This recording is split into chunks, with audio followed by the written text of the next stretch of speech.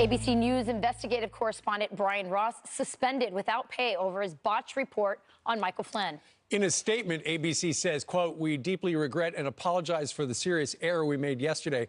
The reporting conveyed by Brian Ross during the special report had not been fully vetted through our editorial standards process." Is the mainstream media ready to turn over a new leaf? Let's talk to Fox News contributor and senior editor of the Federalist, that is to say, Molly Hemingway. Molly, good morning to you. Good morning to you. Okay, so this guy comes out with a story that's not true, tanked the market. And it would be one thing if he does not have a record of having some big mistakes. But I famously remember after the Aurora theater shooting, he's the one who connected the shooter as being somebody who backed the Tea Party.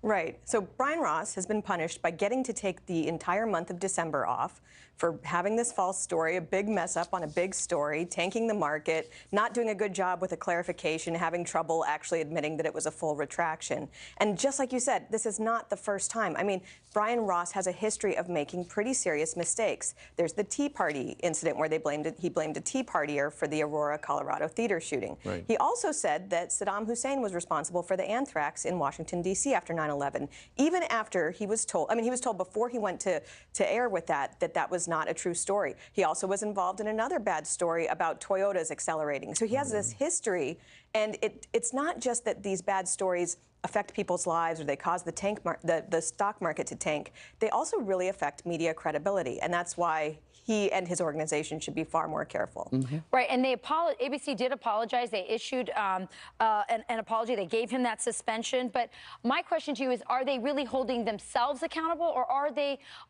actually being held accountable by the tweets that the president's been putting out with his very powerful social media platform?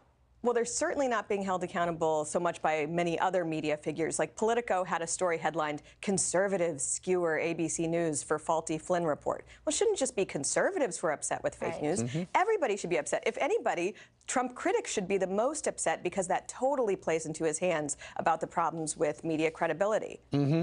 You know, and the way that ABC presented it on Friday morning as this is the definitive smoking gun. It's going to link the President of the United States, now President, when he was a candidate. He told Michael Flynn, go talk to the Russians before the election. Turns out it was after he had actually won.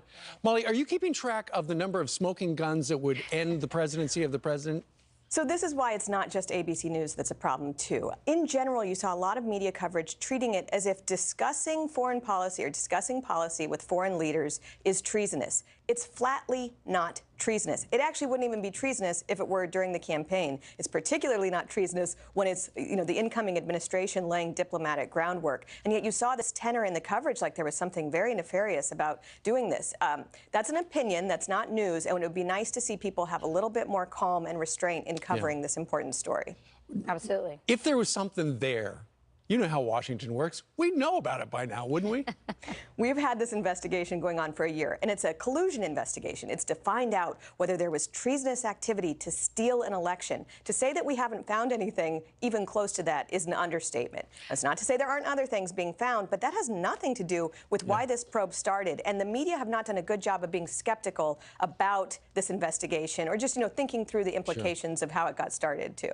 All right. Molly, thank you very much for joining us on this. Merry Christmas, Molly. To you, too. All right. Still ahead.